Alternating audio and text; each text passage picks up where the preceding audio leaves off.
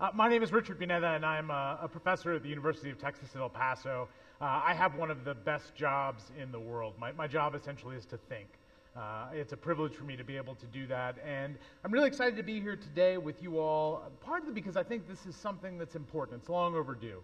And being here today, I think, really is a testament to the work that Anthony and Chris and Eric have done. And so I just want to thank them one more time for their work.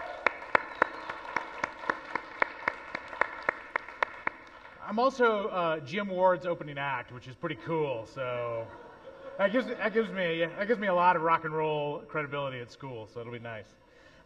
The topic of my talk today was something that I've been thinking quite a bit about, and something that I've had a lot of difficulty trying to put into words. I wanted to talk about why we need to rethink the border, but I also wanted to think about something that connected to people. And so I started to think a lot about the ideas of image. And the work that I do, what I'm really looking at as the ways in which we define the space that we live in, and the way that the visual that we use helps communicate that. And the students love taking classes about that, because it means that you can change what you're talking about, and you can use examples that are really close to them. So I talk a lot about popular culture. And popular culture is interesting because it's a way to be able to look at very serious things, but still understand the ways in which we consume those things. And in particular, as I started to think about this, and I started to try to put together the ideas of what made this place special, but also about how we need to rethink what's going on here, I started to play around with this idea of image, and I came up with this notion of what I refer to as image chaos. So I'm going to tell you a little bit about image chaos and what that means to me. I'm going to explore sort of a deeper metaphor about what it is to be on the border, and why we need to rethink not only borders, but also to change the way that we think about those things. And then, partly because the TED is all about these big ideas, I have this whole intellectual re-concept of what it is to think about being on the border, but then I want to make it personal, because I think there's something interesting about being able to do something, right? That's part of what the TED Talks are supposed to do. So I grew up in El Paso, and if you had told me when I graduated high school that I would come back to El Paso, I would have told you you're crazy. I had no interest in being here. And in some ways, part of the struggle that I've had in trying to figure out what's so interesting and unique about the border was also tied to this idea of never wanting to be back here. And 10 years ago, I came back, and I can't tell you what a great decision that was. Why it's been so important for me to be here and see all of the changes and the things that we experience. And as I started to put that together, I thought about this idea of chaos. And in some ways, the way that we've thought about chaos always has this negative connotation, right? That we don't want chaos, that we don't want those things to be in our life. But in some ways, being back in the border and looking around has allowed me to embrace that chaos. There's something powerful about the idea of being able to see all of the things that are happening here, to be able to experience so many different things that are going on, and recognizing that chaos is just as beautiful as it is detrimental. And so in some ways, as I started to think about this image chaos, I also thought about the way that we get portrayed. And that's one of the things that's always a challenge. So as I was getting ready for the talk, I got onto Facebook, and I started looking around to see what people were saying. And something jumped out at me. There's a new television show on FX called The Bridge, almost done with its first season. And as most of you know here, the show is set in El Paso, although as most of you also know, there was probably only about 2 days worth of footage shot in El Paso, and everything else was shot outside of El Paso. But reading through people's reactions was so interesting to me, because I found that people had one of two very distinctive, very concrete reactions, right? Reaction one: oh, that's awesome, El Paso in a TV show, it's great, I'm going to be looking for things, that's going to be fantastic. And then the other reaction was, oh, I can't believe they did this, this is awful, this is horrible, that just isn't El Paso. And what's interesting is, in some ways, that's a quintessential El Paso reaction, right? It's schizophrenic to have us at opposite ends and not be willing to meet anywhere in the middle. And I found that really interesting, partly because the ways in which we associate with who we are is a little bit schizophrenic. It's about that chaos. Right? It's about this idea of being in a particular place and accepting some things but pushing back against other things. I think so many people's personal journeys coming back to El Paso and being in El Paso is sort of confronting that schizophrenia head on and trying to find a way to make sense of that difference. So it was interesting to me to look at this and to sort of define what was going on. And I saw people's reactions, and they really were just a catalog of both sets of those things, people hating it and people loving it.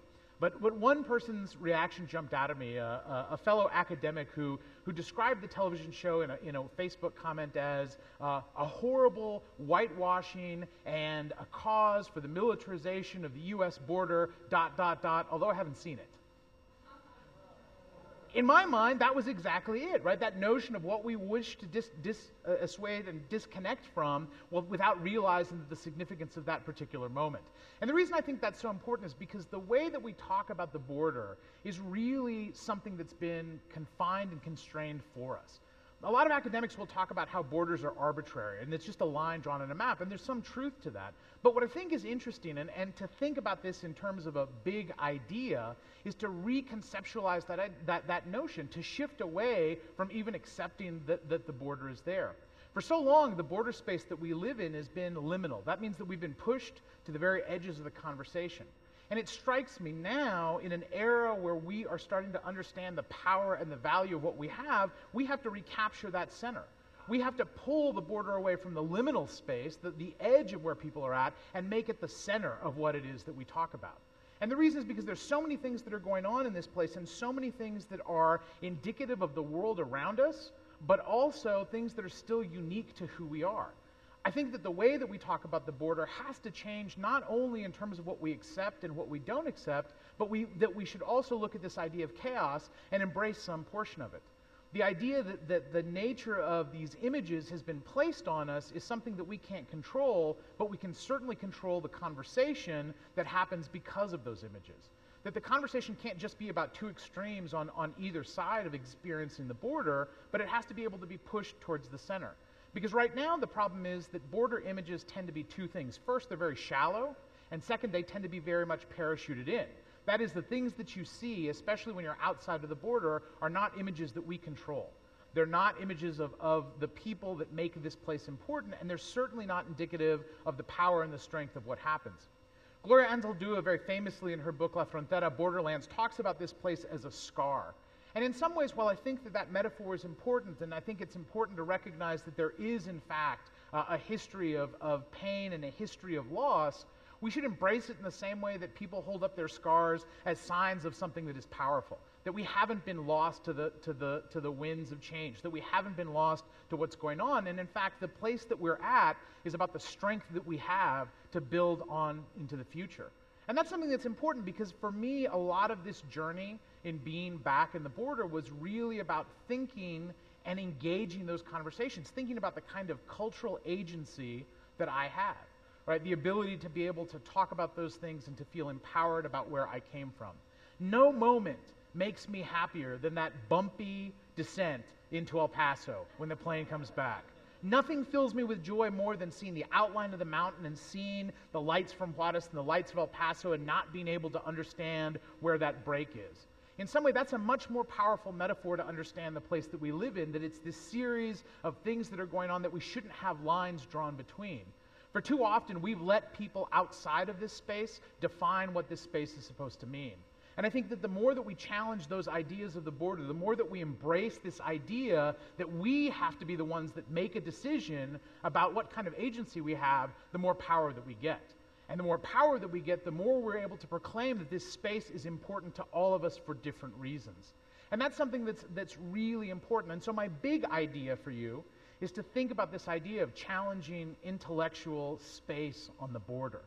It's not about recognizing and existing in nation states. It's about thinking about a new civilization. It's about thinking about the scope of what's possible and what happens every day. That idea of challenging the way that we intellectually think about the border is about throwing off all of these labels and descriptions, maybe not even using that phrase, the border, anymore.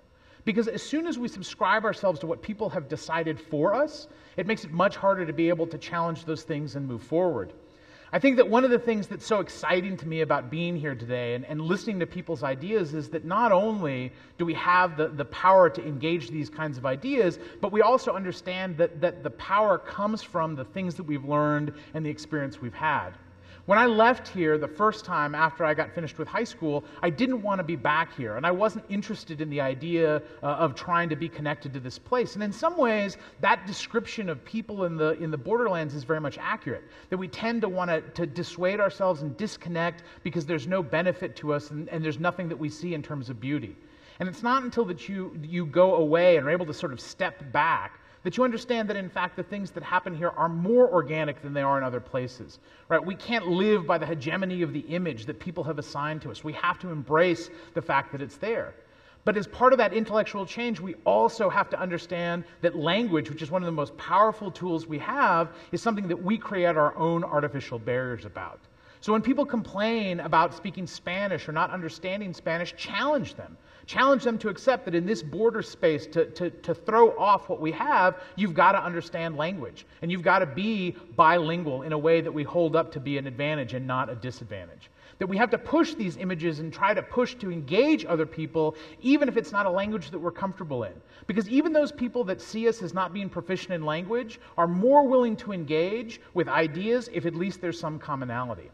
Our time is now on the border not only because we're starting to realize these things, but because we have cultural capital.